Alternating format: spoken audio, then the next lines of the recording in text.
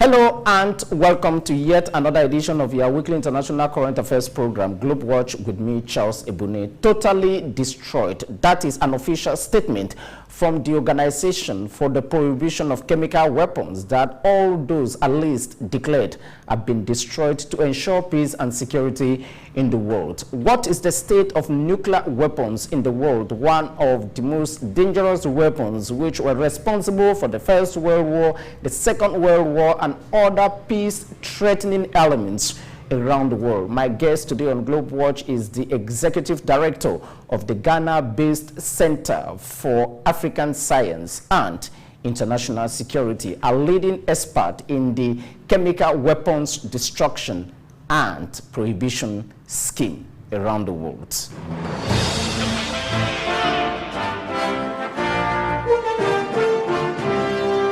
Cameroonian Dr. Hubert Foy, thank you very much indeed for talking to me. Thank you very much, George. Charles, it's my pleasure to be here with you. The latest global news is that totally chemical weapons, those declared, have been destroyed, roughly 72,304 metric tons. For somebody involved in the fight against chemical weapons use and proliferation, that should be good news, right? Certainly that is good news, and I think that is why OPCW was recognized in 2013 as a Nobel laureate for the extensive work that they've been doing. The first international convention banning a whole category of non-conventional weapons. Being the oldest and being the most subscribed treaty in the world, they stand like a beacon of disarmament, non-proliferation, and international peace and security. And they have done extensive work throughout the world, working with all the countries that are party to the convention in achieving that chemical weapons are never used again. When Russia joined the convention with the largest declared number of chemical weapons in the world, 41,000 at least, there are roughly 193 signatories to the Chemical Weapons Convention Treaty, the US and others with their stockpiles. How is the process of destruction coordinated? The process is coordinated through the Organization for the Prohibition of Chemical Weapons, which is precisely the secretariat in charge of implementing the provisions of the convention. And they've been working on that since the inception of the convention, working with state parties, including Russia, the United States, and other countries of the world, and coming up with the technical measures that these chemicals can be destroyed to ensure that humanity can make use of chemical science without threat to human peace and security. You have been working in this area for so many years now, Dr. Hubert. To our simple viewers, when they say a chemical weapon, what does that actually entail? Thank you. That's a very exciting question. A chemical weapon is a whole system that goes through a chain of activities. Basically what we will call militarization of chemical science and technology. But to put it in simple terms, there are categories of chemicals that have been defined under the convention, recognize that they have the potential to create mass casualty and destruction. That's why the Chemical Weapon Convention falls under the category of non-conventional weapons, or what we commonly call weapons of mass destruction. Examples are? We have the chemical weapons, we have the nuclear weapons, and we have the biological weapons. But we have also got the extension of the radiological weapons and also explosive ordnances that makes up the whole category of WMD, or what we now call CBRNE. C stands for chemical weapons, B stands for biological weapons, R stands for radiological weapons, N stands for nuclear weapons, and E stands for explosive ordnances. So issues like the spray or a rifle or a machine gun that can cause mass death, are they categorized as weapons of mass destruction or chemical weapons? Where do you place it? Because I'm just trying so that our audience can clearly get it, where the intent is, that it's intentional use of them to destroy the world, like killing people in periods of war. Under the Chemical Weapons Convention, just like any of the WMD category, they will fall under the delivery system. But the ordinary rifles are the conventional weapons. But when it comes to non-conventional, you need specialized systems to deliver. Because humans, or maybe the soldiers who are in charge of delivering them, they have to be equipped, trained to be able to use this equipment to ensure that they themselves are not harmed. So one of the basic ways to deliver them, you can use helicopters, you can use launchers, you can use missiles, what we actually call the payload. But you have the delivery system that ensures that the package is intact and that it goes to the destination. But if I want to take it a little bit further, I will speak about both strategic and tactical attacks. So if you were, for example, looking at a situation where you have a battlefield and you have moving targets, so you will be, in that case, be using maybe launchers or maybe using helicopters or planes because the objects are moving. But when you are on a command and control center and you're looking at a strategic object, that cannot be moved. That is fixed. That can be geolocated. You can stand from a specific location and you launch your missile to cause the kind of mass destruction that you actually want to achieve. So in a nutshell, you can group them. For you to achieve, specifically in the case of the strategic attack, you will need special delivery systems. And this comes with launchers, they come with missiles, and they come with the payload. The payload is actually what causes the destruction. That has to go into the delivery system. Each time they talk of chemical weapons, we only see first Europe, the United States, and maybe Asia. When it comes to Africa, what is the situation of chemical weapons? Basically, here should be the issue of radioactivity, like you mentioned earlier, right? Certainly.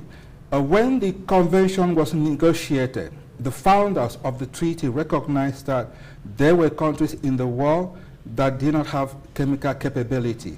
But to ensure that they are part of the international community of that force towards achieving global disarmament, there's a provision that allows for peaceful transfer and use of chemical science and technology. So for most countries in Africa that do not have chemical capability, they benefit extensively from chemical science and technology. Countries in Africa have developed chemical weapons programs. Libya was one country that was extensively involved in WMD programs. We had South Africa that had extensive nuclear program alongside with chemical programs. And we've also had other countries in Africa, like Sudan, that had the capability of developing chemical weapons. So it's not just a matter of saying that we do not have in Africa. It's a matter of saying that we do not want chemical weapons to be ever used again, and that it is a collective responsibility of the international community to strive and work towards this goal, so that chemical weapons are completely banned and never used again to kill humanity. By the definition and standards of what was set by the Chemical Convention Treaty, there are chemical weapons which were produced before 1925 and those of the after 1925 generation because of what happened during World War I, during World War II. When you look at the scale of the work that the Organization for the Prohibition of Chemical Weapons, whose former Director General, Tekish Bon Osumsu, was my guest roughly 6 years ago now, they have done over the years, do you have fears that there are countries that are developing these weapons without letting the public and investigators to get access to them to see the danger which they can pose to humanity again? Mr. Charles, this is one of the technical questions that often arises. How do we ensure that chemical weapons never re-emerge again? We are confident states have taken proactive steps The last largest category of destruction was carried out by the United States government, which was a big plus, and that sent a message to the entire community that we are meeting up with our obligations under the convention to destroy our chemical stockpile and to ensure that they are never used again. However, we need strong verification systems, and we need to ensure that states that are new or states that are adapting to chemical technology and science for human prosperity, for economic development, for national prosperity, these chemicals are not diverted from peaceful uses to military applications. That has been the ultimate idea of the convention. That is the message you will get from countries like North Korea. That is the message you will get from countries like Iran. That is the message you will get from countries like Syria. Do you get the necessary benchmarks, especially from the organizations involved in controlling all of that, to send nuclear investigators from time to time? Yes, but however, this requires state cooperation. Okay. Inspectors, investigators from the OPCW require the approval and also the cooperation of the states. That comes with confidence building. A state should be able to allow international inspectors, when there are allegations, to come in and investigate, because they are the technical and competent body that have the equipment, the expertise, the mandate, and the legal authority to provide assurance to the international community that this country is not developing or harboring chemical weapons. In 2013, the Organization for the Prohibition of Chemical Weapons was awarded the Nobel Peace Prize laureate, and for their extensive work in ensuring a world without chemical weapons that constitute a threat to humanity.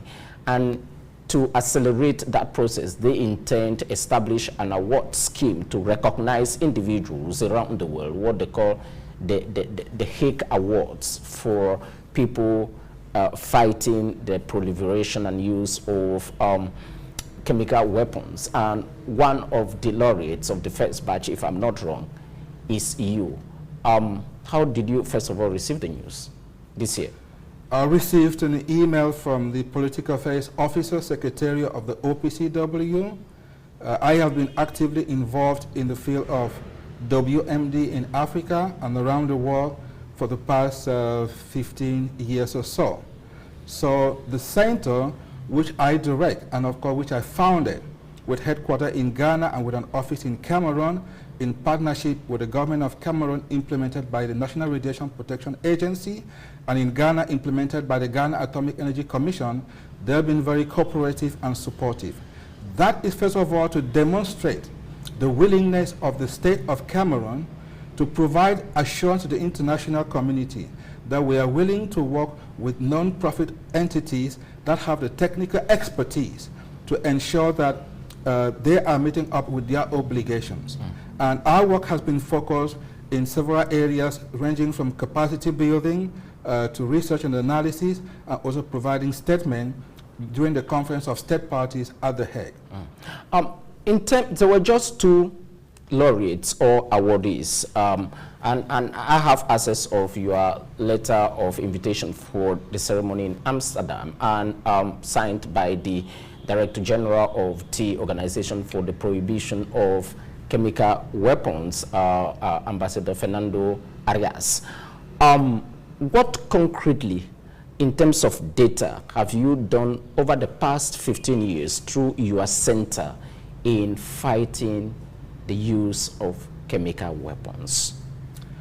That's an exciting question, Charles, and I'd like to make the audience and the international community understand that being a non-profit, being a think tank, we have a cadre of expertise, mainly scientists and engineers.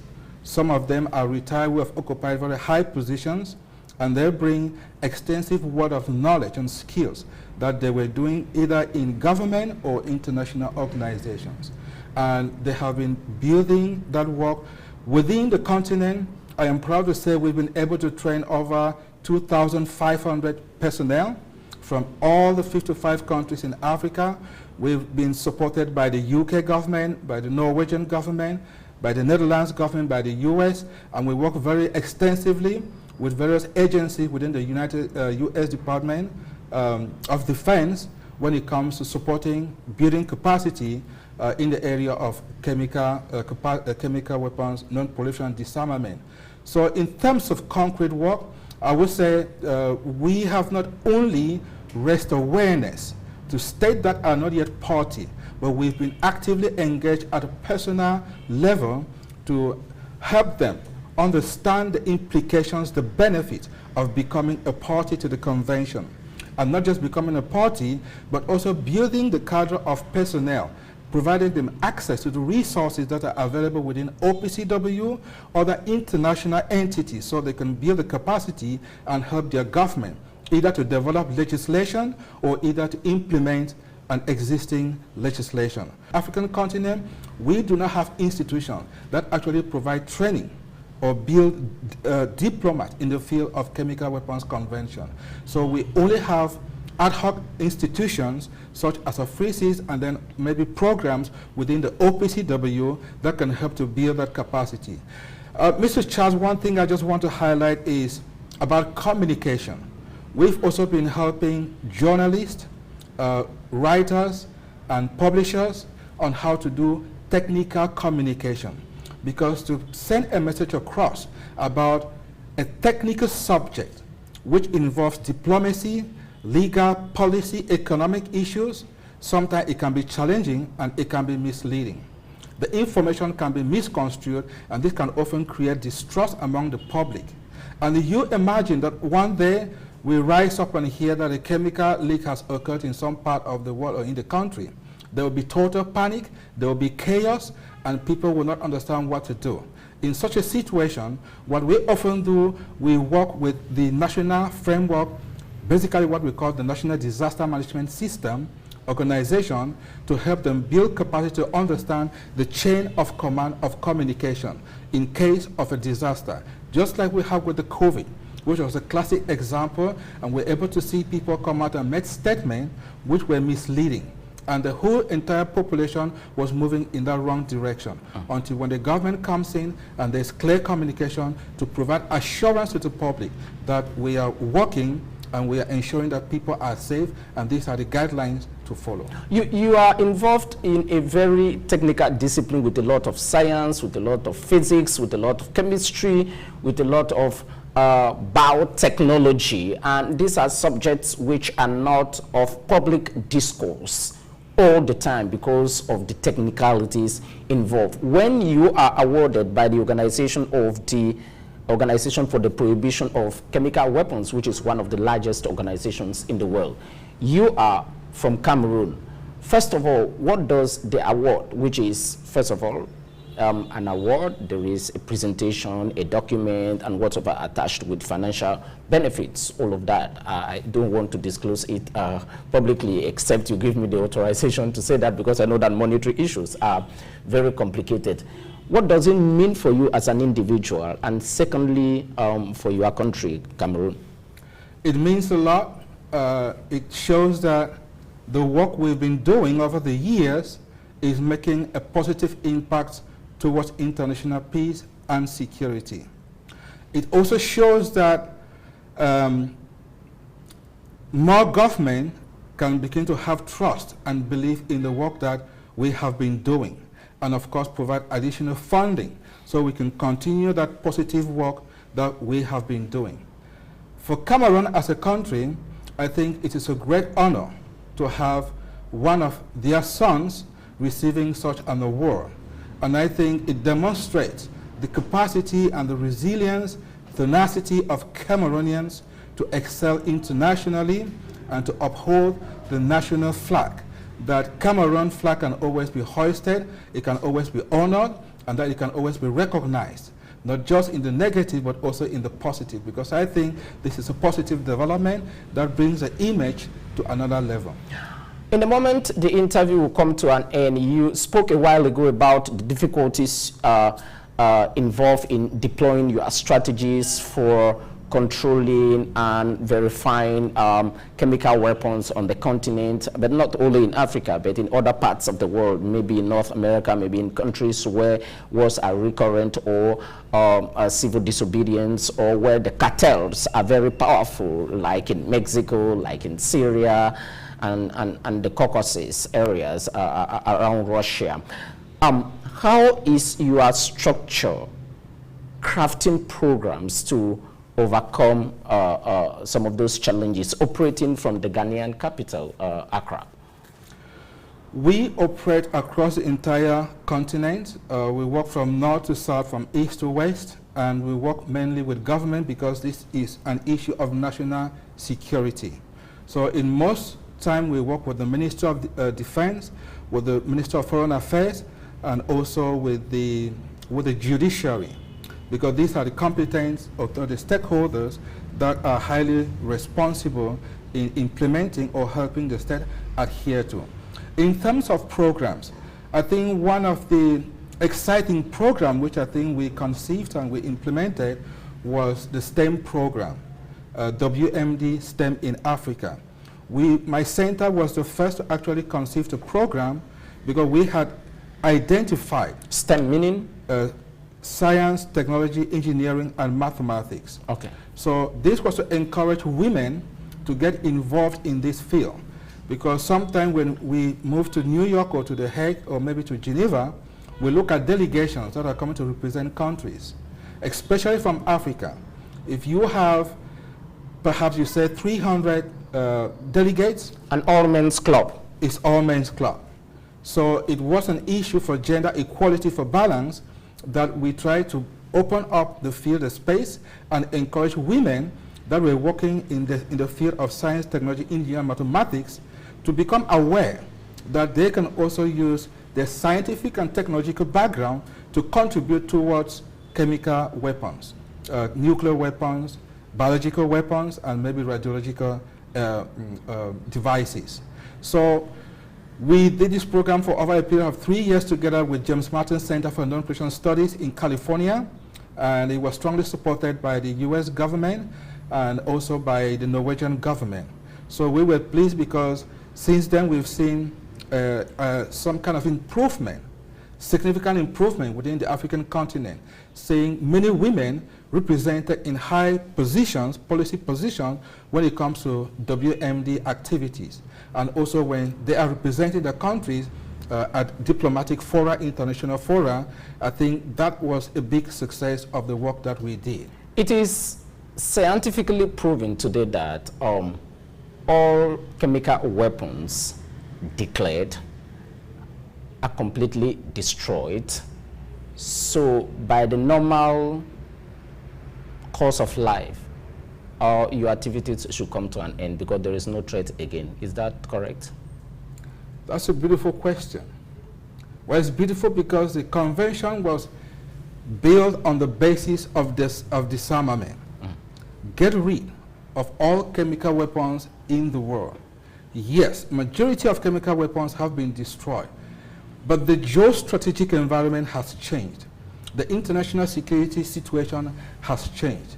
We are now faced with another challenging threat, which is called chemical security, because non-state actors, by non-state actors, I mean arms gangs, criminals, and terrorists, they have the capacity and their willingness and interest to use chemical weapons to create a kind of mass destruction, Hamas, ISIS, that they want to achieve. Al-Shabaab, Boko Haram, and the list can go on. So there is extensive evidence.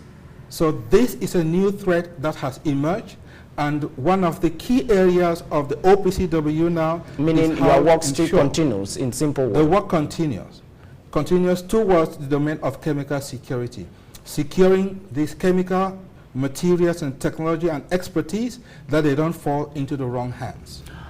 And as you embark on the journey of chemical security today, how do you ensure that those weapons therefore do not fall in the hands of the wrong persons finally?